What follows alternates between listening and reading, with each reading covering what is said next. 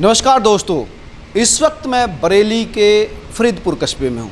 ये फरीदपुर आंवला लोकसभा क्षेत्र में आता है। यहाँ पर सुनने में आया है कि ठाकुर और ब्राह्मण समाज नाराज है। मेरे साथ इस वक्त फरीदपुर के विधायक श्याम बिहारी लाल जी हैं। उनसे जानने की कोशिश करेंगे ये जो नाराज़गी का मामला है ये कितना आपने कंट्रोल किया, इसका क्या असर है और इसको कैसे आप ख़त्म करेंगे या इसकी रेमेडी क्या है।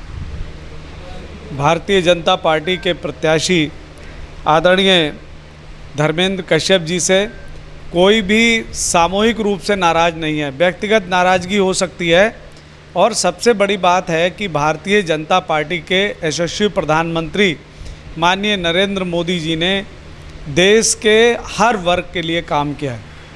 कोई वर्ग ऐसा नहीं है। आप देखिए कि भारतीय जनता पार्टी ने सीमाओं की सुरक्षा का काम किया है।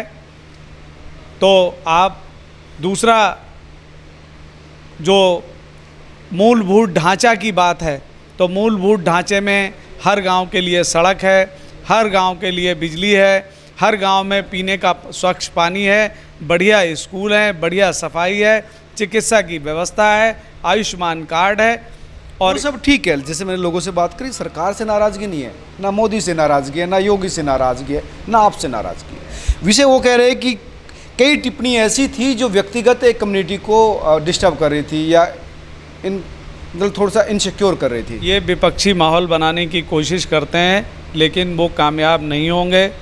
उनकी ये जो चाल है ये जनता खूब समझती है। भारतीय जनता पार्टी ने यहाँ फरीदपुर में ये आंवला लोकसभा का हिस्सा है, इसमें 60 साल में जितना काम नहीं हुआ उतना 10 साल में कराया है। चाहे रोडवेज का बस अड्डा हो, चाहे 1 करोड़ रुपए का एक पावर स्टेशन हो, 5 छोटे पावर स्टेशन सैंक्शन हो गए हैं और इन्हीं 7-8 साल में यहाँ पर लगभग 7 पुल बन के तैयार हो गए, चौड़ी सड़कें बन गई हैं, बढ़िया पॉलिटेक्निक खुल गया है।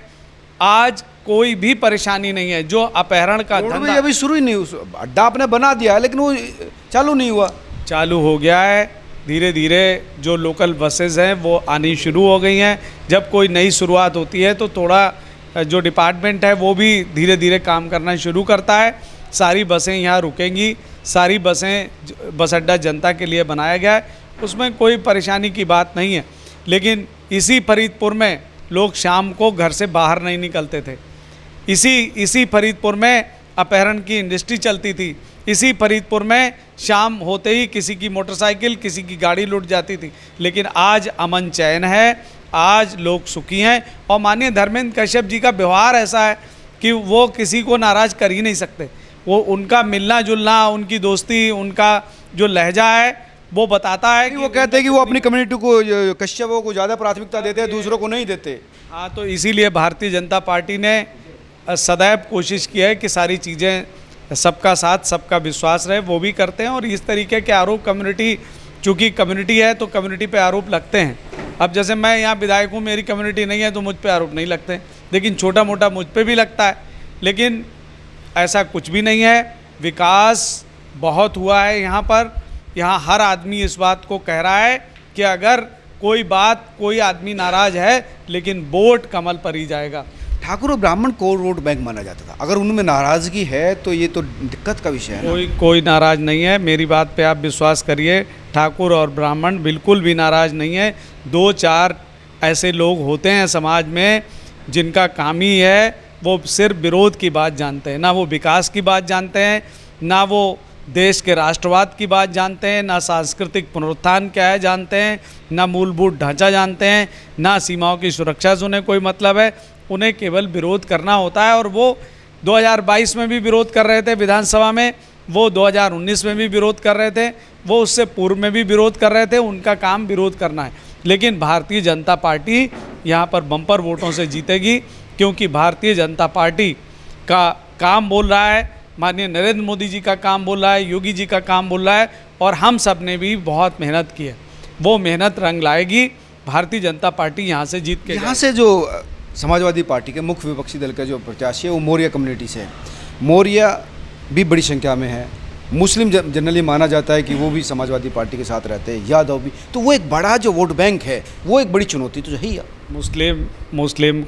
मुस्लिमों के भी वोट मिल रहे हैं। मैं पूरे दिन लोगों से मिलता हूँ, मुस्लिम वोट दे रहे हैं, खुल के सामने नहीं आ रहे हैं लेकिन वोट दे रहे हैं।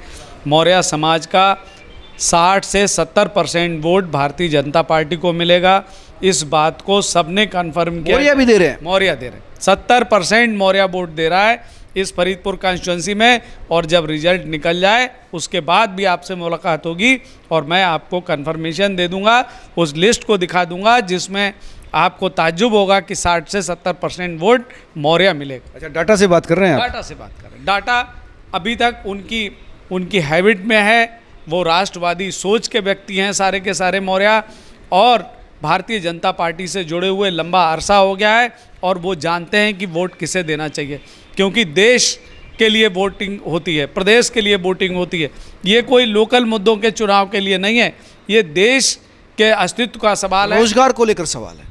रोजगार इस सरकार से ज़्यादा किसी ने रोजगार नहीं दिए, और ये जो लोग कहते हैं कि रोजगार हम देंगे, वो आज तक उन्होंने कोई रोजगार नहीं दिया और ना दे पाएंगे।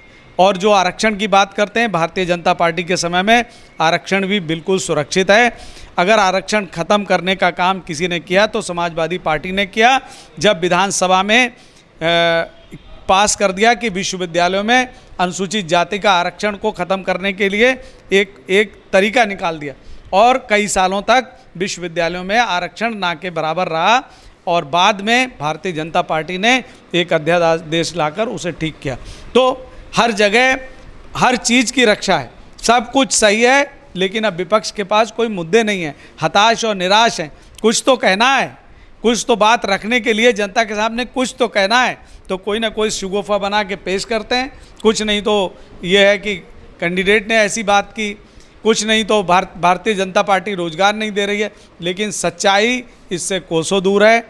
जनमानस के मन में है कि हर हाल में भारतीय जनता पार्टी ही चुनाव जीतनी चाहिए, क्योंकि गांव गरीब के लिए, दलितों के लिए, शोषितों के लिए, पिछड़ों के लिए, वंचितों के लिए जो काम भारतीय जनता पार्टी ने किया वैसा कभी किसी ने नहीं किया। आज बहुत अमन चैन है, बहुत सुकून है।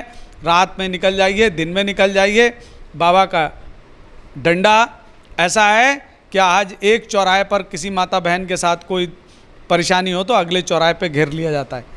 इसलिए भारतीय जनता पार्टी जीतेगी, हर हाल में जीतेगी, और इस बार 400 पार से पहले नहीं रुक रहे हैं। पक्का, देख लीजिए। ये थे प्रोफेसर श्याम बिहारी लाल, जिनका दावा है कि आप चुनाव के बाद मिलना, डाटा के साथ मिलना, जब भी आपको लगेगा कि इस वक्त भी भाईचारा भी कायम है और विकास भी साथ है, और इसी वजह से जो 400 पार का नारा है वो फलीभूत होगा। आप तमाम लोग क्या सोचते हैं ज़रूर बताएं। नमस्कार।